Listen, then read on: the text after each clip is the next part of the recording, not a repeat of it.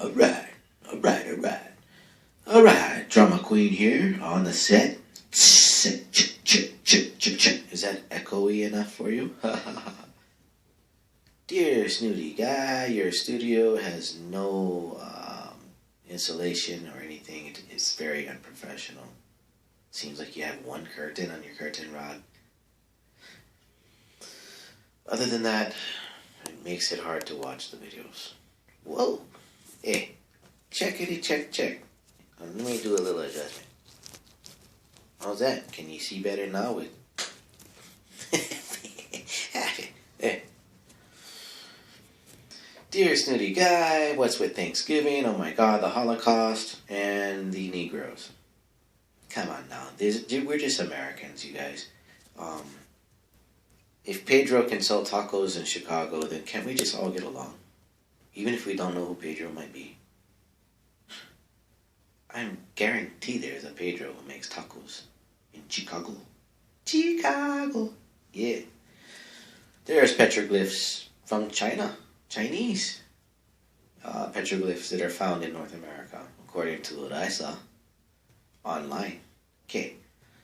Also, I saw the Scandinavians coming through 3,000 years ago, floating around. Come on. What? Who cares? Frick. And then when everybody came here, right off the bat, they were already fighting. They already had scraps between this and that, right?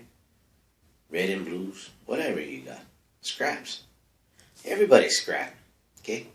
If you have an orange person, even the yellow parent and the red parent probably got into fights. But is that the emphasis? This freaking microphone in my face, brother. Oh, check, 1, 2. Yeah, so we're supposed to be civil towards one another. So what's the emphasis? That's what I said, emphasis is. What's the emphasis on? Peace? Right. No. Let's look at the emphasis on genocide. Well, from 1450, the Cherokee made contact with De Soto. Well, De Soto fell upon the earth here, and the Cherokee kind of laughingly approached him and said, well, what the heck? And the De Soto said, hey, I got this axe or whatever. A pan. I got some beads. I got some whiskey. I got some stuffs here. And the natives said, hey, you know what? What do? We pray on it. Okay, so they accepted the peace offerings, and over the course of 150 years, right? And at that time, you never knew what it was globally. Come on now. The Russians already had a fur company expedition. That's what I said. Expedition, brother. And that bugger was all over the west coast of the United States there. And so they made contacts with various tribes. Hey, there were shipwrecks up in northern Vancouver area. Hey, the accounts were appalling. There was one shipwreck where everybody on the ship literally was killed except for the blacksmith. And because he could forge steel, he became one of the chief's household members. This man witnessed the lifestyle of that particular tribe. Okay, that's just one tribe. You think 2,200 miles away in Nebraska, that tribe gonna come up and trade salmon with guys up in Vancouver? Not very often. They don't go that far. Okay. Good God. So everybody had their own thing. You know what I'm saying? Dear Snooty Guy, America is prejudiced. Boom, boom, boom. We all know America's blah, blah, blah. Hey, wait. Before America, like I said, 1450. No, 1540. Long time ago. 1540 started trade. Okay, over the course of 150 years, there was an adaptive, nuanced trade, emphasis on relations, intermarriage. Okay, there were intertribal wars going on. There were long-standing feuds between tribes, and so the Iroquois nation. Oh, how's that affect Maidakai? The Iroquois nations came together and put together a peace accord. The peace accord was adopted or hana'd or stolen or actually presented to the colonies and the colonialists in Philadelphia by the Iroquois Nation. The Iroquois Nation Peace Treaty brought peace to the Iroquois nations of tribes. They became under one umbrella, which actually originally was in 1100s, rumored. And so perhaps that peace treaty actually became law because of the similarity and the commonality of the Great Spirit with the natives had a concept of the Great Spirit. There were far more differences in the council and where women held prestige, and we'll get into that a little bit later in this interview. But I'm saying when you get to the red and yellow making orange, I'm getting to that. Okay? Come on. Hey, no, I'm not from Eugene. Okay. So, that was the initial thought, was together we could come together with similarities, and we could have civility toward one another. So essentially the two established trade, and then the many tribes involved formed their peace treaty, which is the Iroquois Nation's Constitution, if you will, became the basis to the American Constitution. We just said it differently. But that was to bring about peace between the colonies. Now later, did this trucking company undercut this other trucking company, and were there union strikes and strife abroad, and were there environmental catastrophes over the years, and has America had some hard times? Oh, yes. But never before, anywhere else, has there been a nation of natives as the Iroquois. Never before has any nation of natives ever had put together in modern history a peace accord. A Tree of Life peace accord, which became the basis to the United States Constitution. So it's not a racial thing. This is a basis to civility.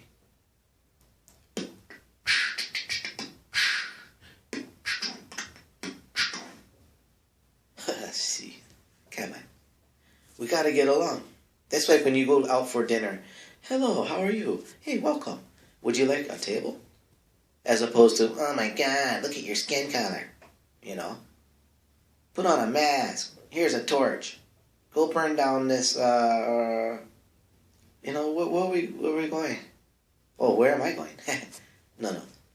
Yeah, so back to the nations. Ben Franklin took this.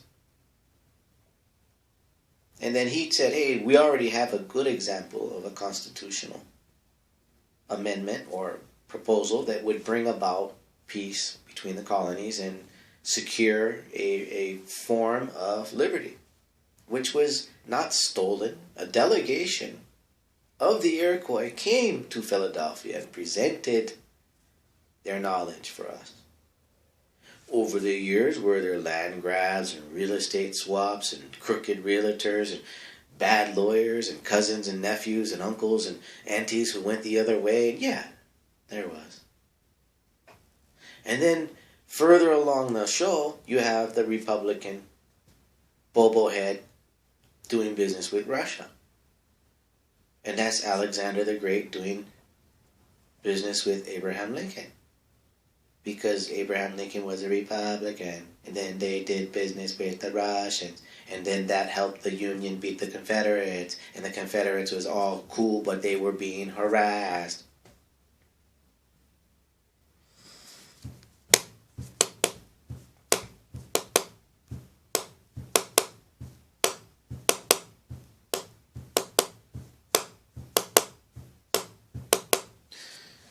So the tribes signed up, willingly or unwillingly, to trade furs, pelts, and such for goods.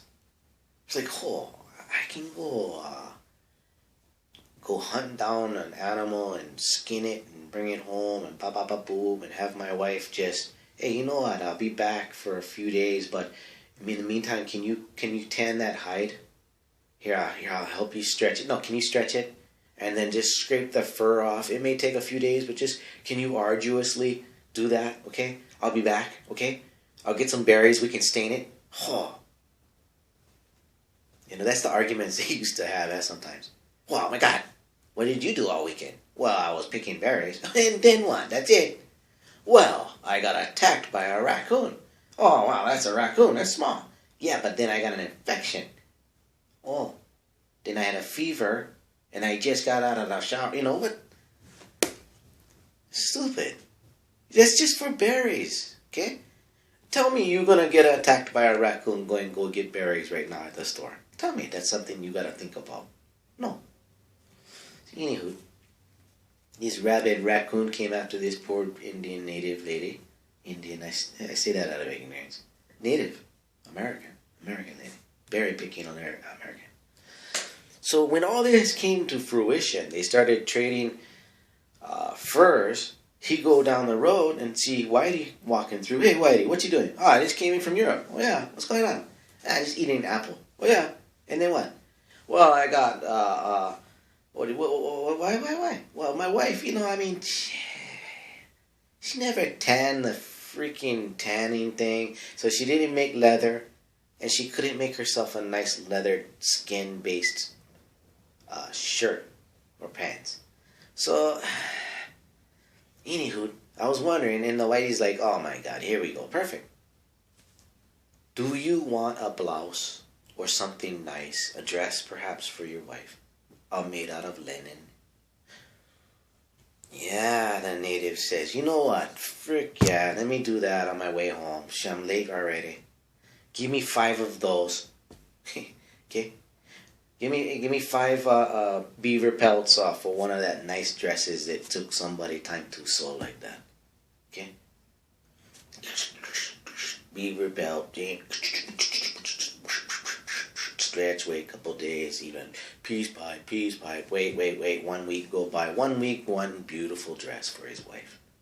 Yeah, he lost a week out of 52 in the year. But he gets to see his wife in a nice European-style dress that he only had to go find 5 beavers for. Okay? That's a lot of work, boy. Let me tell you, 5 beavers. Hey. You ever felt a beaver pitter-patter his feet on your forehead? No, I don't think you ever have. Okay? Put yourself back in that time.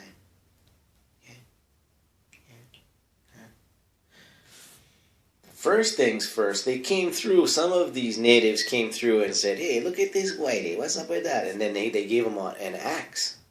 And the second year they came back from Europe, they showed him how to use the axe because some of those guys just hung the axe. Ceremoniously. That's what I said, ceremoniously.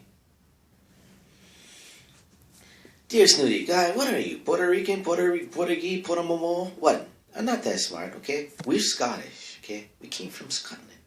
That's a way up there, so cold, you gotta wear a face paint. Yeah, face paint, and you gotta let your hair get furry if you get hair. And then you make furs, and you run around with a kilt, and you beat up on British. You beat up on the British before. The imperialist, I should say. Now you would call them not the British, because British are good friends, but now you would call them the imperialists, the redcoats, the lobster backs. That's right. You grab the leg, you just like, and the redcoat, and then you go, and you twist the foot, and pull the shoes, hey, paka.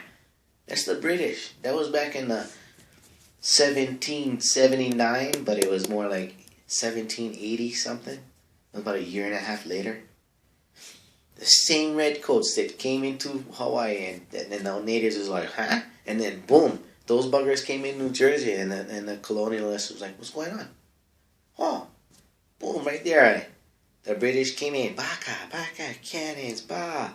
Hey, you grab that leg, you just, brah.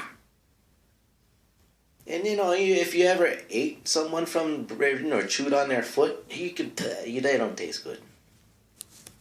Anywho, yeah, we're Scottish. We're from the Scottish lands. Okay, we was always dictated by the imperialists, and they always came up, and they were spocking out our lands. They wanted to put golf course and then they put water. So they was like, we're gonna starve these guys out. Okay, first of all, the Irish, we don't get it. We don't understand the Irish, so we're gonna put the Scottish up against the Irish, stick them in northern kind England, let them fight it out.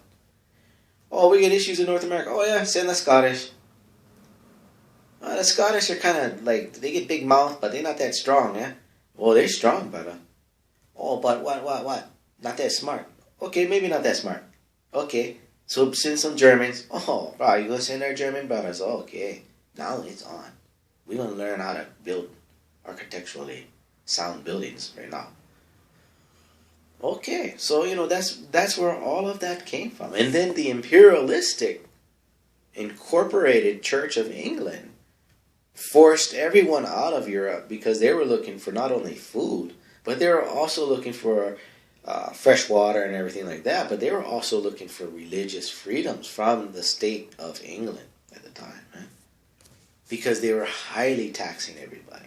That's why they had face powder and curly wigs, because all that took money. That's the Beyoncés of today.